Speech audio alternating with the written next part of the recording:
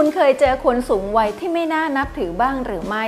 บางคนเรียกคนประเภทนี้แบบแรงๆว่าแก่กะโหลกกะลาหรือที่สำนวนไทยกล่าวไว้ว่าแก่เพราะกินข้าวเฒ่าเพราะอยู่นานจริงอยู่ที่เราไม่ควรจะไปว่าใครในลักษณะนั้นนะคะแต่ก็ไม่มีใครเถียงใช่ไหมคะว่าการคุยกับคนประเภทนี้มันน่าปวดหัวจริงๆค่ะสูงวัยใจแซ่บคลิปนี้จะมาชวนผู้สูงวัยมาตรวจเช็คกันค่ะว่าเราเนี่ยเผลอมีพฤติกรรมบางอย่างที่ไม่ควรทำหรือเปล่าหากเราไม่อยากให้ใครเรียกว่าเป็นคนแก่แบบกะโหลกกะลาก่อนไปติดตามชมนะคะท่านใดที่ชมผ่าน Facebook ช่วยกดไลค์กดแชร์ด้วยค่ะและท่านใดที่รับชมผ่าน YouTube ช่วยกด Subscribe กดแชร์แล้วอย่าลืมนะคะกดกระดิ่งแจ้งเตือนด้วยค่ะเพื่อที่จะได้ไม่พลาดสาระดีๆ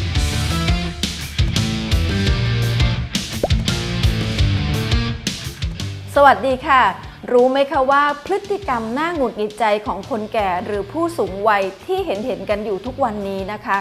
ไม่ใช่นิสัยที่เป็นมาแต่หนุ่มสาวแต่ส่วนใหญ่เป็นพฤติกรรมที่เพิ่งมาทำเมื่อยามแก่ส่วนหนึ่งนั้นมาจากความเสื่อมถอยของสภาพร่างกายและจิตใจและการคิดว่าตัวเองนั้นเป็นภาระรวมทั้งมาจากที่เขาเหล่านี้ไม่ได้รับการดูแลเอาใจใส่เท่าที่ควรค่ะพฤติกรรมเหล่านี้มักทำให้ลูกหลานคนใกล้ตัวหงุดหงิดรำคาญเป็นความสูงวัยที่เรียกว่าแก่แบบกะโหลกกะลาหรือแก่แบบไม่มีคุณค่าไม่มีใครอยากเข้าใกล้ซึ่งถือว่าเป็นพฤติกรรมที่ลูกหลานบอกว่ารับมือยากที่สุดเพราะจะปล่อยไปก็ไม่ได้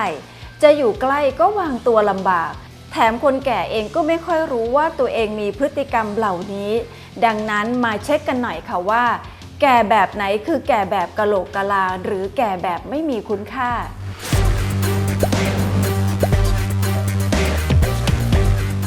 1. เอาแต่ใจตัวเองขัดใจไม่ได้บางคนถ้าขัดใจก็ร้องไห้หาว่าไม่ให้ความสำคัญคนแก่ประเภทนี้จะเข้าข้างตัวเองเอาแต่ใจอารมณ์แปรปรวนแล้วก็เปลี่ยนแปลงง่ายซึ่งส่วนหนึ่งเป็นเพราะความชราของวัยคนเป็นลูกหลานควรรับมือด้วยความเข้าใจให้มากๆให้ความสนใจมันสอบถามความเป็นอยู่เพราะคนแก่ประเภทนี้มักกลัวการถูกทอดทิ้งกลัวไม่มีคนให้ความเคารพจึงทำให้แสดงพลังอำนาจมากเกินความจำเป็นค่ะสูงวัยท่านใดที่รู้ตัวว่ากำลังเป็นเช่นนี้ก็ต้องปรับปรุงตัวอยากให้คิดว่าเมื่อเราแก่ตัวลูกหลานเขาก็โตขึ้นมีความคิดเป็นของเขาเองถ้าเห็นว่ามีอะไรที่ไม่เข้าที่เข้าทางก็แค่แสดงความคิดเห็นปล่อยให้ลูกหลานได้คิดได้เติบโตได้บทเรียนในแบบของเขาเองส่วนเราในฐานะคนสูงวัยก็ต้องเรียนรู้ยอมรับความคิดเห็นของลูกหลานรวมทั้งยอมรับการเปลี่ยนแปลงและความเสื่อมถอยที่เกิดขึ้นกับตัวเราจะดีกว่าค่ะ 2.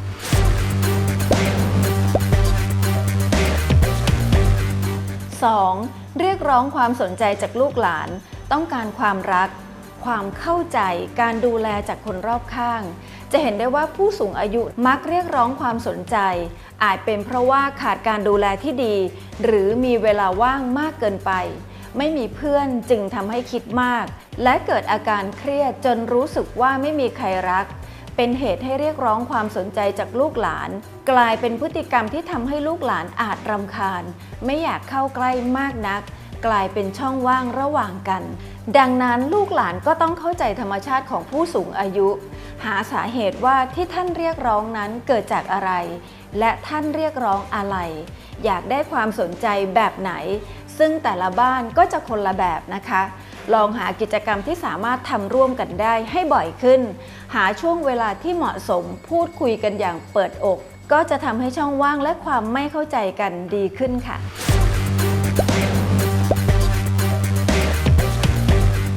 3. ปากร้ายขี้โมโห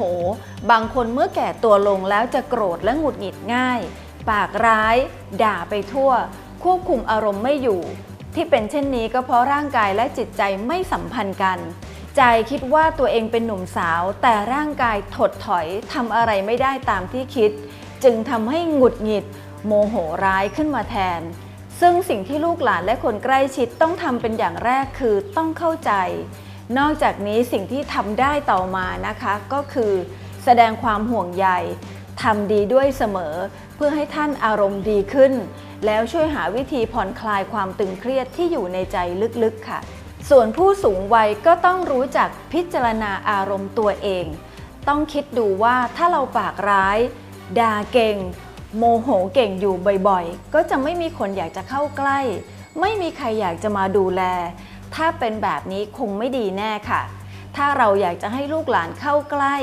มาดูแลมาเอาใจใส่ก็ต้องทำตัวน่ารักด้วยนะคะ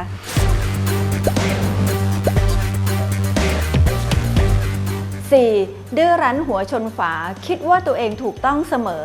ทำให้เกิดการดื้อแบบไร้เหตุผลพฤติกรรมนี้นะคะน่าจะเกิดขึ้นกับผู้สูงอายุหลายคนและมักจะเป็นหนักขึ้นตอนสูงวัยมากๆด้วยส่วนหนึ่งเป็นเพราะเชื่อว่าตัวเองมีประสบการณ์มากกว่า